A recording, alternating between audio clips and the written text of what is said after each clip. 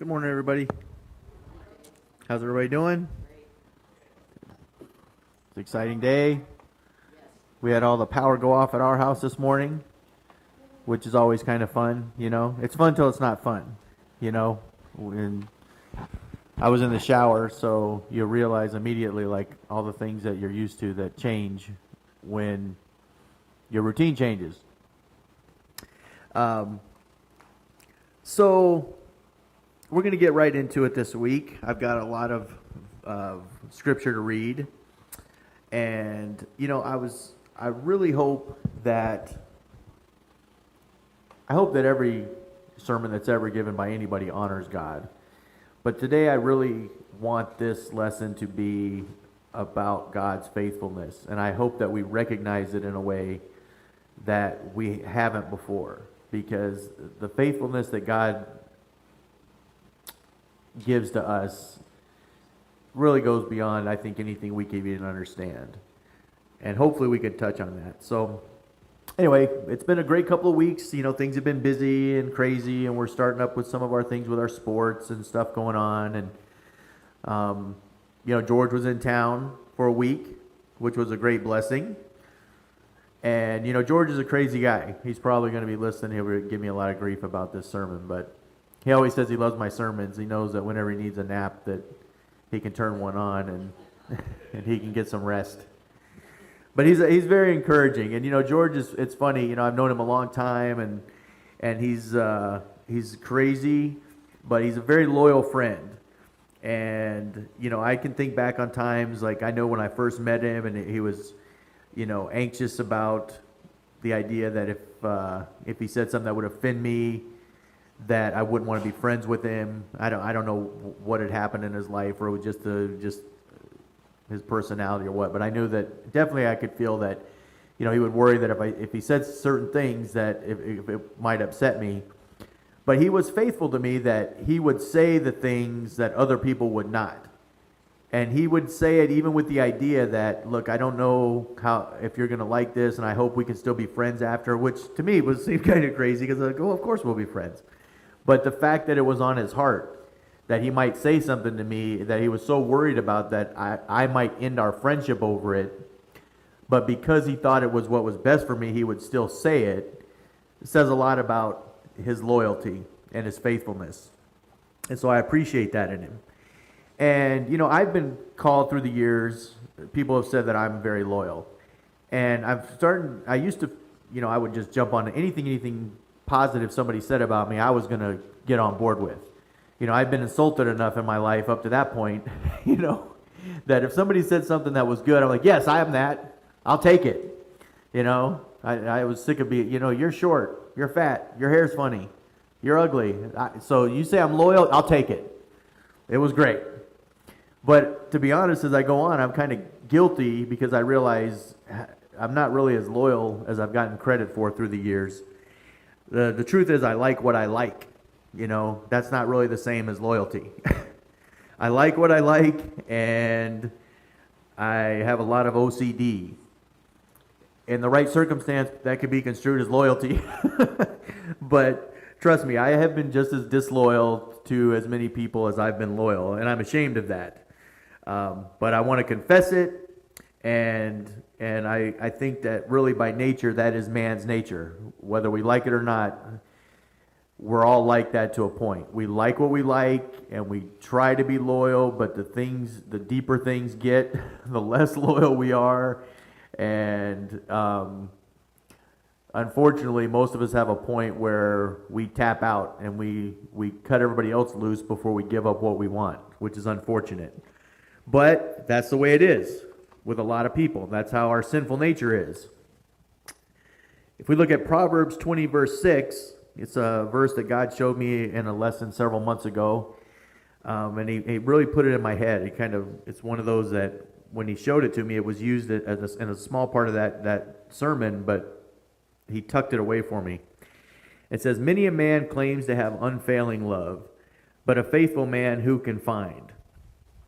And at the time, I was thinking about that in terms of men and women.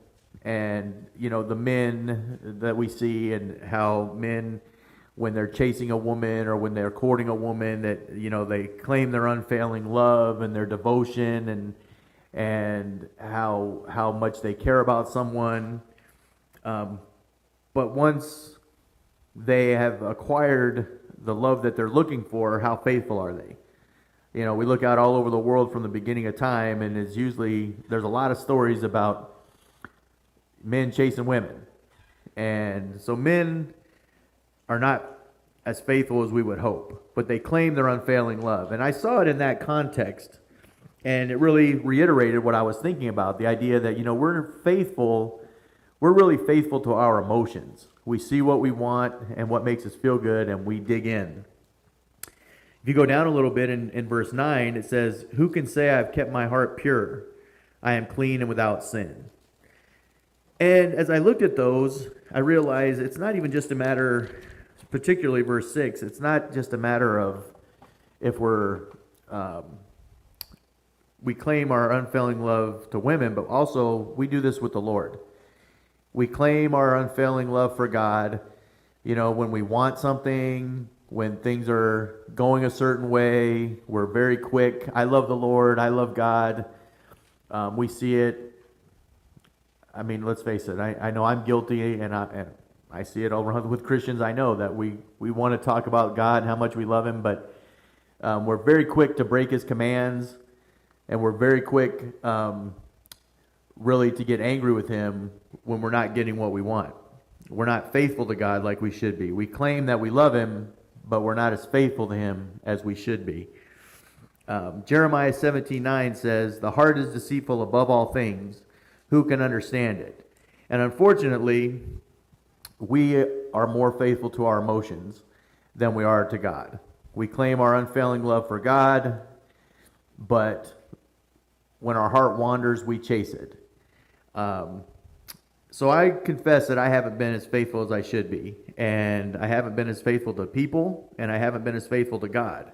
Now, I like a lot of people, and so I want them around, and that can be construed as faithfulness, but the truth is, even in those relationships, I'm really being more faithful to myself than I am being to these people, because if I'm honest, I'm looking for what I can get out of it more than what I can put into it.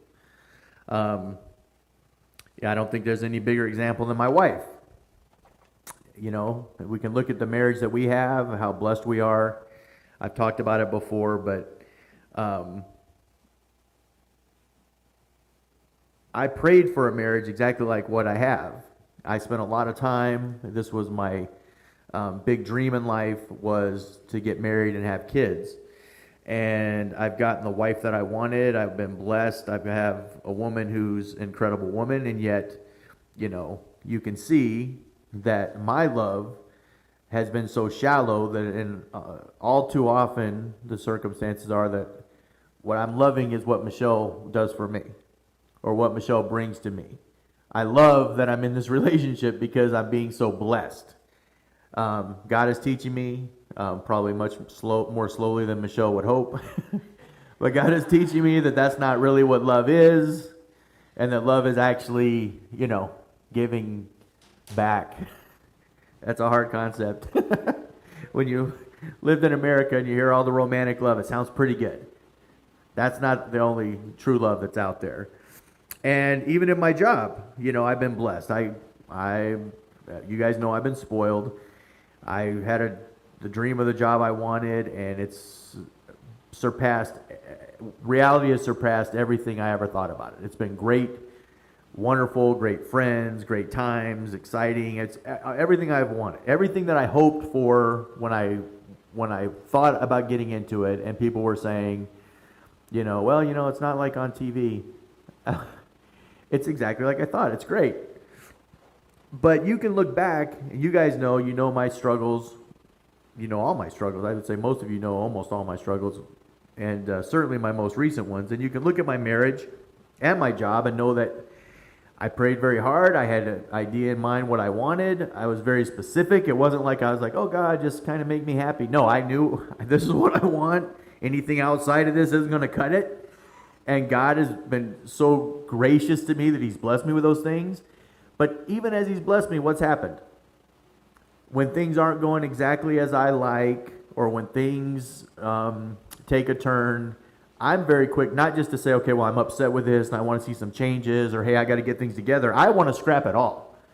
And you guys have all heard me whine and complain. You know, you've heard my sermons about marriage. I don't want to get into all that because I'm embarrassed of some of the things I allow myself to feel and think. But you've heard them. It's no secret. I've preached about them. And the job's the same. I had this great job, and I'm very quick. You know, I'm having the time of my life. When something changes, I'm like, I wish I never got into this profession. This is wrong. I shouldn't even be here. So that's been my nature. And unfortunately, that's what God has had to deal with me. And really, that's what he's had to deal with the human race. You know, our hearts are not faithful to God. We say we love him, but we are much more faithful to ourselves. Let's look at Romans chapter 3, verses 9 through 20. What shall we conclude then? Are we any better? Not at all. We have already made the charge that Jews and Gentiles alike are all under sin, as it is written. There is no one righteous, not even one. There is no one who understands, no one who seeks God. All have turned away. They have together become worthless. There is no one who does good, not even one. Their throats are open graves. Their tongues practice deceit. The poison of vipers is on their lips. Their mouths are full of cursing and bitterness. Their feet are swift to shed blood. Ruin and misery mark their ways, and the way of peace they do not know. There is no fear of God before their eyes. Now, when you read that, those are some very dramatic imagery. It's some very dramatic imagery. But the things that he's saying are actually the way that we live our lives. You know, their feet are swift to shed blood. Now, we're not necessarily actually going out and shedding real blood, but we're hurting people. Ruin and misery. The things we do lead to ruin and misery. Our throats are open graves. And the way that's written, when you see it, I think a lot of times we kind of compartmentalize a verse like that, and it sounds like he's talking about a certain group of people, like a certain tribe or a certain civilization, or you know, there's this was going on, and this is no. He's saying there is no one, not even one, no one who understands, no one who seeks. He's talking about everybody, every human that's ever lived outside of Christ.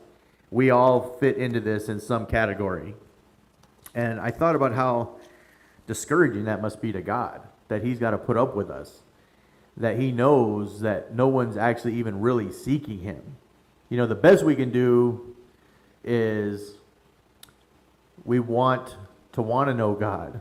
And I don't know how many wants you'll have to add in there. I mean, I know I do that. I'm kind of guilty of that. When somebody wants me to live up to something, they want me to do better. They want, I was like, well, I don't want to, but I want to, which really means I don't want to. I just, maybe hopefully someday I'll get to where I have a better attitude about it. That means I really don't intend on giving in. And I wonder what God thinks, like how many wants are we away from wanting to really know God? And God has to put up with that. It's just with us being human beings. And it goes on. Now we know that whatever the law says, it says to those who are under the law, so that every mouth may be silenced and the whole world held accountable to God. Therefore, no one will be declared righteous in his sight by observing the law. Rather, through the law, we become conscious of sin. So here we are, this faithless people. God provides the law so we can see how we should be behaving. And it says very clearly right there, there's not one of us who's going to be declared righteous by the law. Now, we know that. As Christians, we know that. We've heard that. We've heard sermons about that. We've preached sermons about that. We know it. But God, in spite of having to deal with us, in spite of our humanity, in spite of our sinfulness, he is faithful to us. In the last couple of weeks, I've had, I throw out the term struggle a lot. Like, I struggle with this. The truth is what that means is I've been particularly sinful, and my attitude has been particularly bad. I've allowed myself to think and do things I should not be thinking, doing.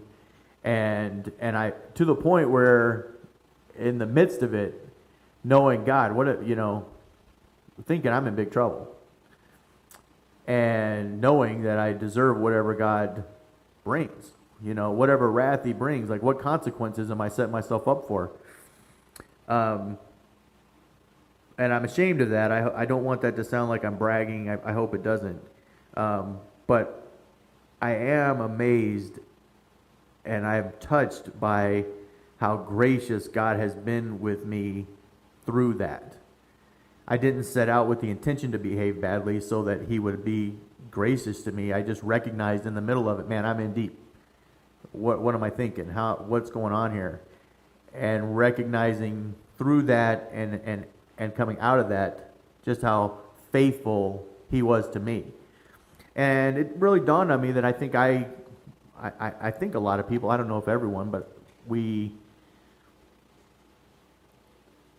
kind of equate God's faithfulness a little bit with what we do.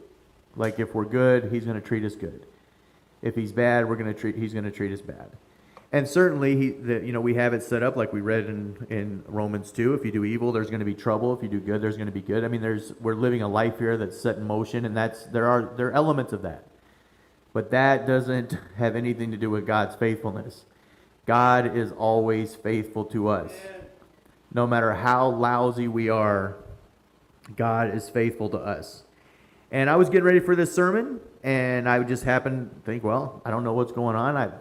My last two sermons were on Romans 1 and 2. I guess I'll roll into Romans 3 and see what happens. I really didn't know it was going to match up with what was going on in my life, but of course it is.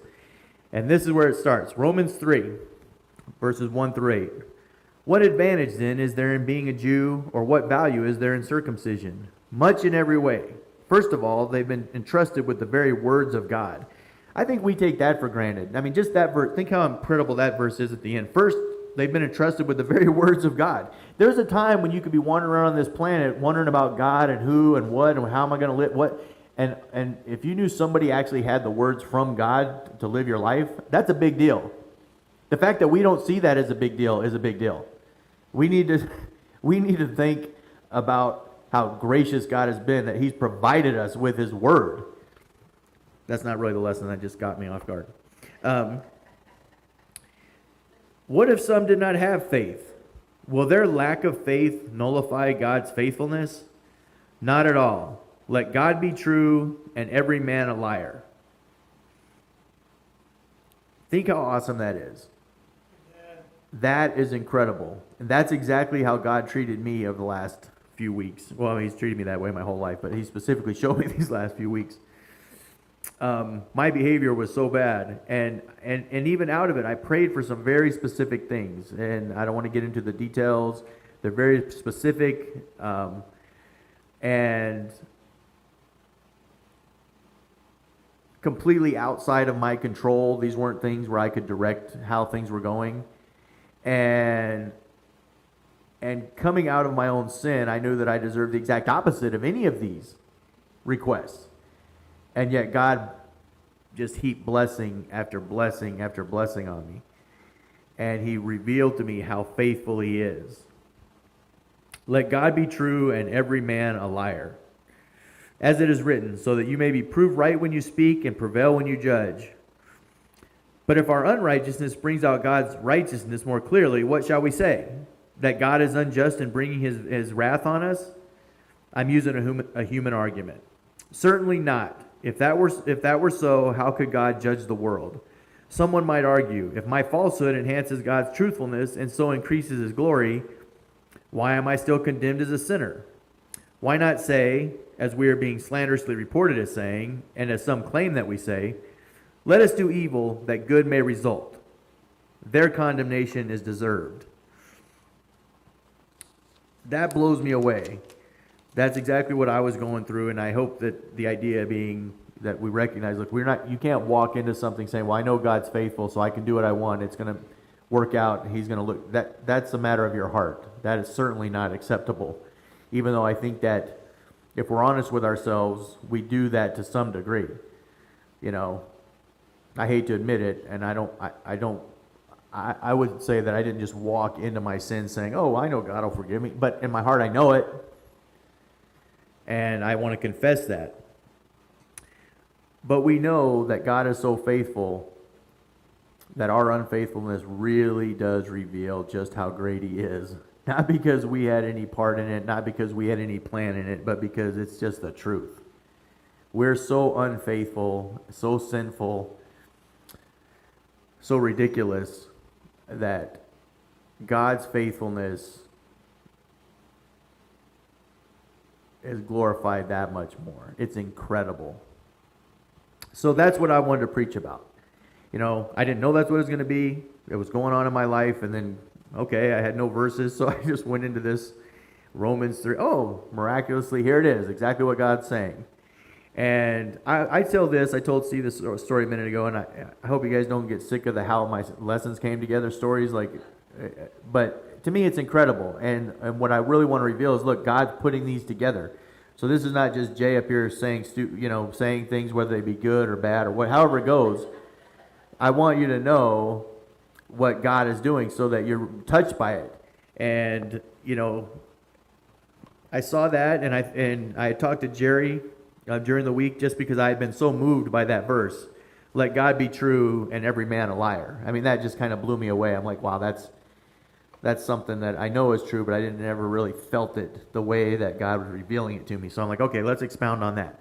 And so in my own mind, I just started thinking, okay, what are some verses we can do to put together that'll kind of, what I had in mind was really to just show some of the people that we think of great faithful men, and I wanted to go through the Bible and kind of reveal their unfaithfulness and relate that to me and my unfaithfulness. That's what I had in mind. And so I just literally, the physical act of going back through the Bible, I just started turning the pages just to get really, I don't know where I was headed. I hadn't Googled anything. I just was paging towards the back. And as I flipped the page, this verse caught my eye, and it looked pretty specific to what I was saying, what I was thinking. And I thought, okay, let's just see what this is. So it's literally just the act of me flipping the page. I don't recommend going out and trying to look for things that way, but I just wanted to express how perfect God is. I flipped the page, I read the verse, and oh, that's right in line with what God's showing me. So I'm sure I've learned from Jerry, when you look at a verse, it's good to read around it. What does it say after it? What does it say before it? And this ends up being a chapter that God wanted me to preach on. So let's look at Psalm 78, and we're going to go through the whole chapter.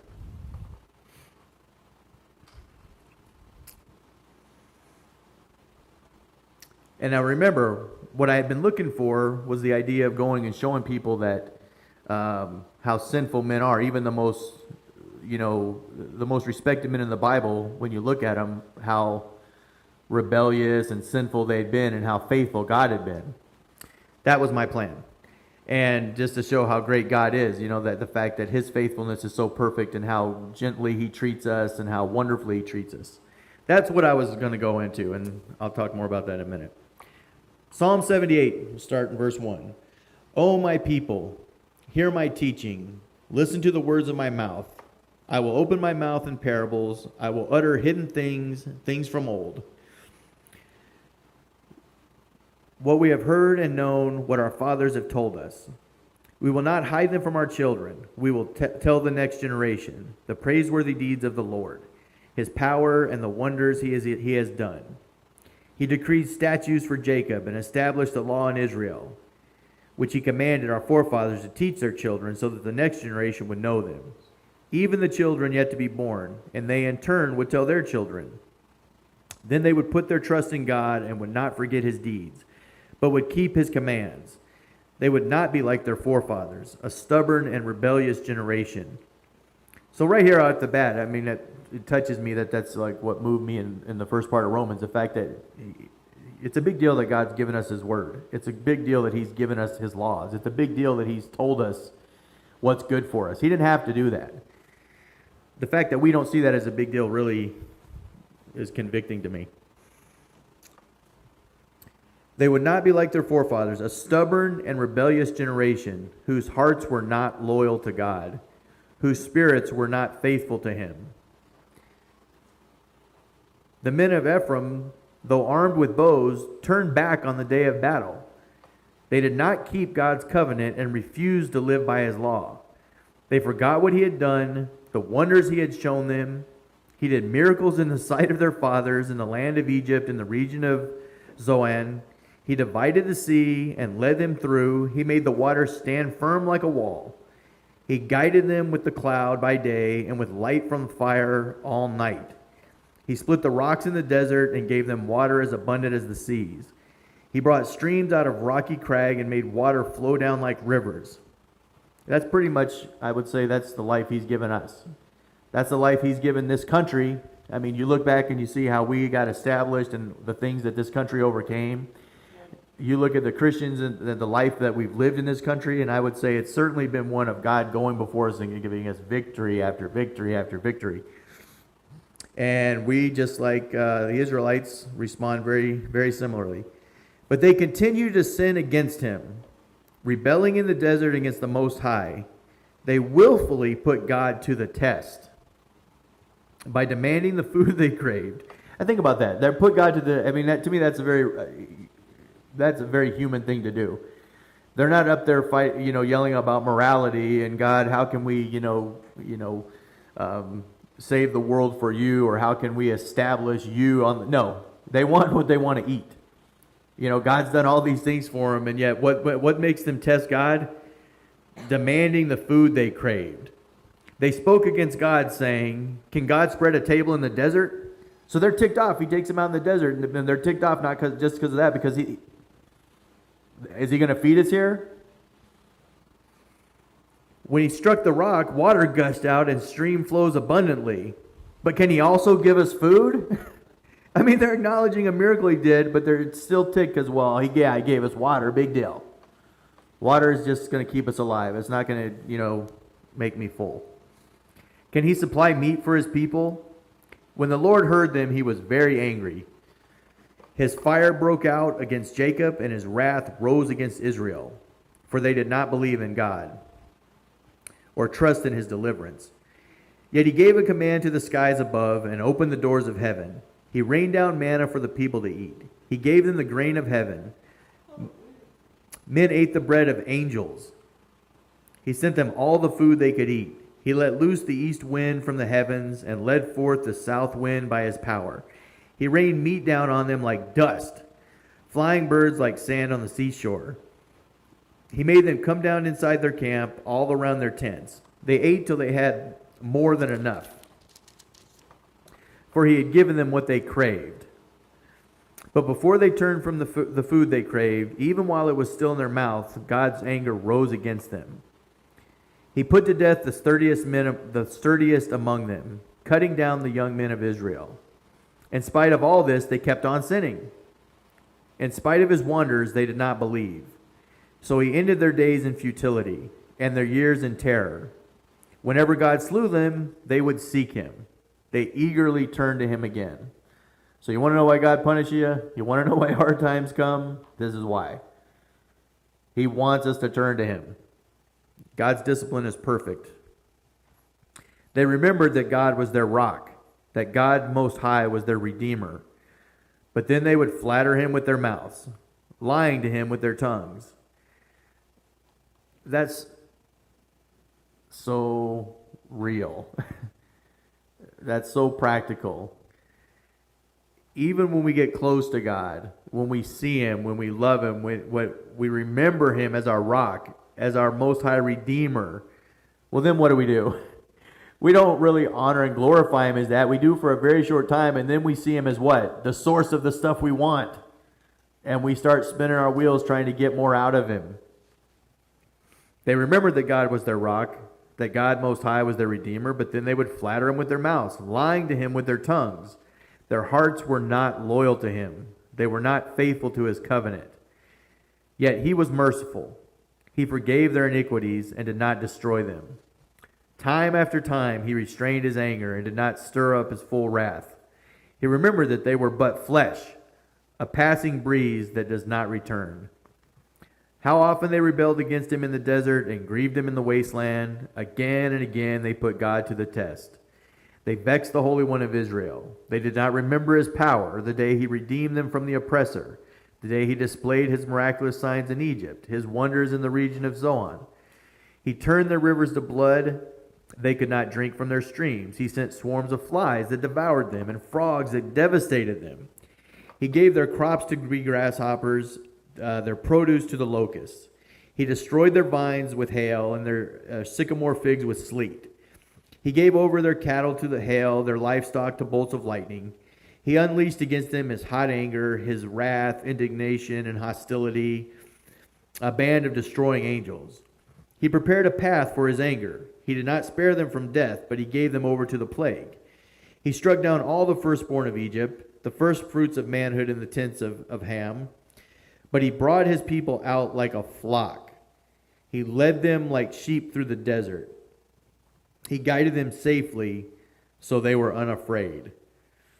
So even in what we perceive in God's anger is not the same as our anger. So even in his anger and his discipline, he's faithful. He brought his people out like a flock. He led them like sheep through the desert. He guided them safely, so they were unafraid. I won't lie. When I went back and God had shown me this was the chapter I was reading, and I started reading about some of the stuff, I wanted to talk about how faithful he was.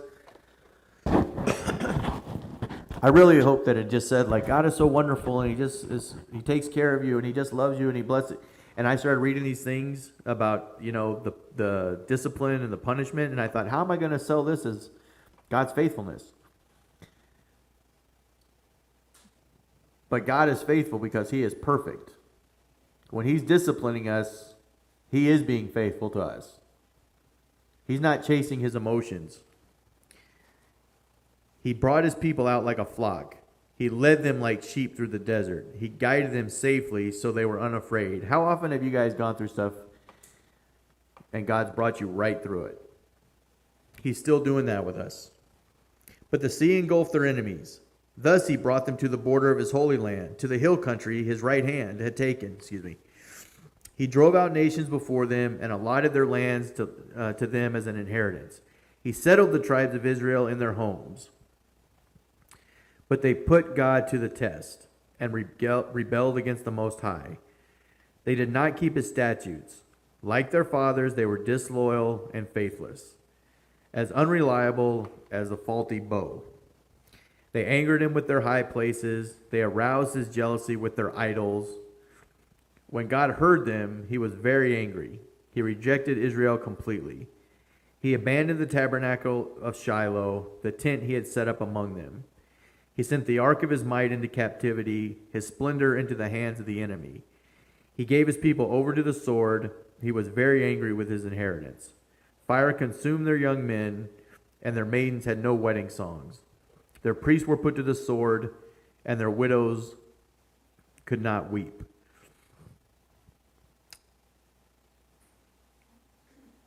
I just am moved so much by the reality that this is a story about us. The more God gives us, the more he reveals himself.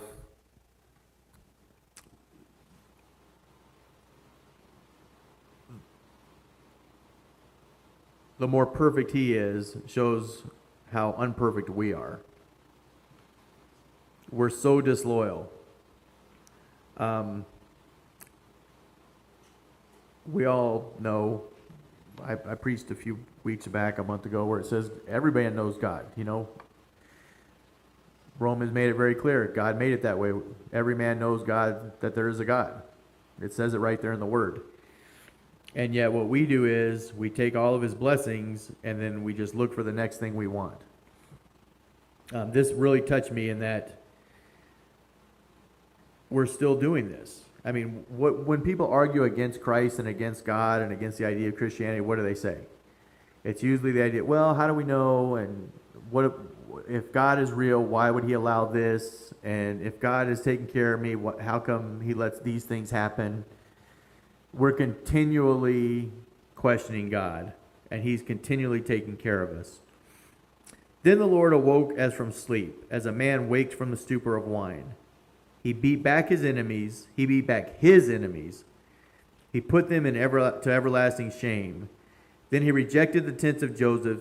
He did not choose the tribe of Ephraim. He chose the tribe of Judah, Mount Zion, which he loved. He built his sanctuary like the heights, like the earth that he established forever. He chose David, his servant, and took him from the sheep's pen. From tending the sheep, he brought him to be the shepherd of his people, Jacob, of Israel, his inheritance. And David shepherded them with integrity of heart. With skillful hands, he led them. So again, when I was reading this, I was kind of like, I'm talking about God's faithfulness. I just really want to talk about how kind he is to us. And I saw this discipline, and it kind of made me sweat. Like, how am I going to sell this? That God's faithful to us when he's wiping everybody out. And God revealed to me, I mean, even through that chapter, when you look at it, look at what he does.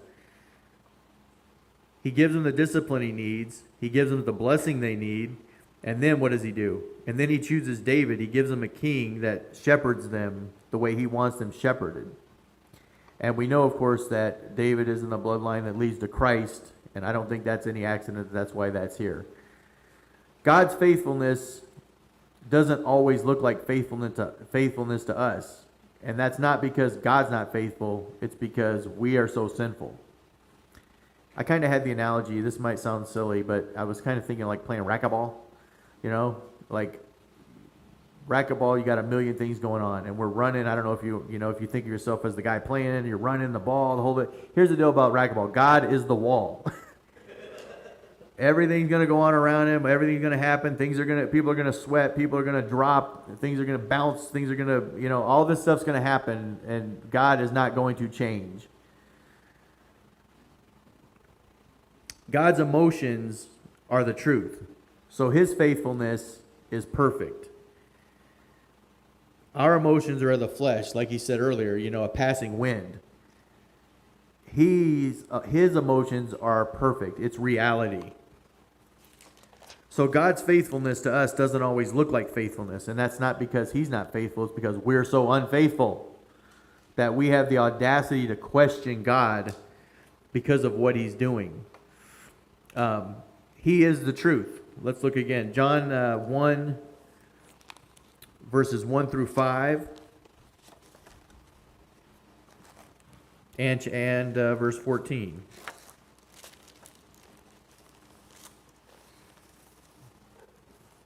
In the beginning was the Word, and the Word was with God, and the Word was God. He was with God in the beginning. Through him all things were made. Without him nothing was made that has been made. In him was life, and that life was the light of men. The light shines in the darkness, but the darkness has not understood. The Word, and then verse 14, the Word became flesh and made his dwelling among us. We have seen his glory, the glory of the one and only, who came from the Father, full of grace and truth. God will always be faithful, but his faithfulness in his nature is truth. He will be faithful to the truth. He is the truth. He is not going to counteract his own being. His very nature is perfection. It is the truth. And I preached about this as it was revealed to me a few months ago or a month ago, whatever the time frame was. And I mentioned the fact that we see all these things. We see all of these stories going on. We see all these ideas, and it's hard for us to grasp, well, what's true and what... God is truth. For him, it's not a question. For him, it's reality, and then we're this silly little thing going on, questioning him all the time. He doesn't have these questions. And that's where his faithfulness comes from. When he's faithful to us, he's faithful in perfection. And by nature, we're unfaithful. We don't grasp God. And even if we do, we can't hang on to it long enough. We constantly need to be redeemed. We're constantly rebelling. You look in that chapter, the story of the Israelites. You look at your own life. Look at my life. Constant rebellion and constant redemption. If you're blessed, if you know the Lord, constant redemption. But always from man, constant rebellion. But God's faithfulness is perfect. And this is what God brought me to the point I wanted to show you guys. I thought this was going to be a happy little silly sermon. Man, God is so good. I just wanted a lighthearted deal. But it didn't turn out that way. And here's the main point God wanted me to show you, that even in spite of your disciplines, even in spite of your hardships, there's going to be those things. But God's faithfulness is so far beyond that. God's will always be faithful to the truth first. And I questioned that myself as I was going through the sermon. I thought, well, wait a minute. If he's faithful to the truth and I'm outside the truth, that's his faithfulness, but it doesn't do much for me. If I'm on the wrong end of a fire or being blotted out or whatever. And then he revealed to me that the deal is he is perfect. He is truth. All these things we see, they don't cloud his mind. He knows the truth. He is the truth. He is faithful to the truth because he is the truth. He can't be unfaithful. And we're completely unfaithful. So where does this come together? Here's the beauty of this. God knew that he could not be faithful to us in our current state. He could not. It's impossible for God to be faithful to us. Not now. It would have been impossible for God to be faithful to us in his perfection in our sinfulness. So what did he do? He knows who he is. He's the great I am. So he established a way that he could be faithful to us in spite of our sin. Do you recognize how incredible that is? Yeah. God, by very nature perfect, wanted to find a way that he could be faithful to us, by very nature completely sinful. And how did he do that? It gets even better. He didn't even just send us the law or give us something to do. No, he sacrificed himself. That's how God established his ability to be faithful to you and to me. Let's go back to Romans 3.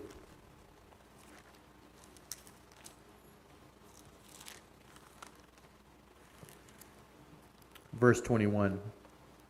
But now a righteousness from God, apart from law, has been made known, to which the law and the prophets testify. This righteousness from God comes through faith in Jesus Christ to all who believe. There's no difference, for all have sinned and fall short of the glory of God, and are justified freely by his grace through the redemption that came by Christ Jesus. God presented him as a sacrifice of atonement through faith in his blood. He did this to demonstrate his justice, because in his forbearance he had left the sins committed beforehand unpunished. You all should be thankful just for that. Amen. And when I say you all, I mean me too. He did it to demonstrate his justice at the present time, so as to be just and the one who justifies those who have faith in Jesus. He did it to demonstrate his justice at the present time, so as to be just and the one who justifies those who have faith in Jesus. Where then is boasting? It is excluded. On what principle? On that of observing the law? No, but on that of faith. For we maintain that a man is justified by faith apart from observing the law. Is God the God of Jews only? Is he not the God of Gentiles too? Yes, of Gentiles too. Since there is only one God, who will justify the circumcised by faith and the uncircumcised through that same faith? Do we then nullify the law by this faith? Not at all. Rather, we uphold the law. God had the desire, and he loves you so much that he sacrificed himself so that he would have the ability to be faithful to us. Let's pray. Heavenly Father, I confess that I have not recognized the depth of your love for me. We know the story of salvation.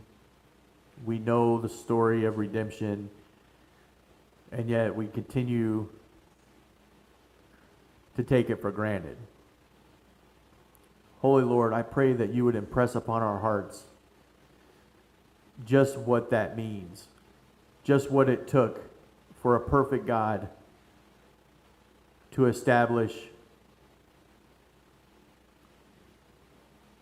a way that he can have fellowship with unperfect people. And I pray that we would never forget that we're the beneficiaries of that.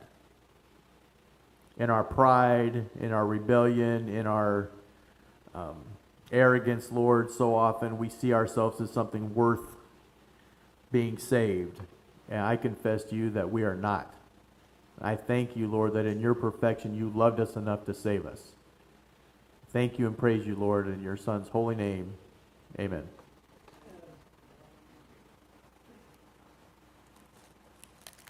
Come on up, Rhythmics.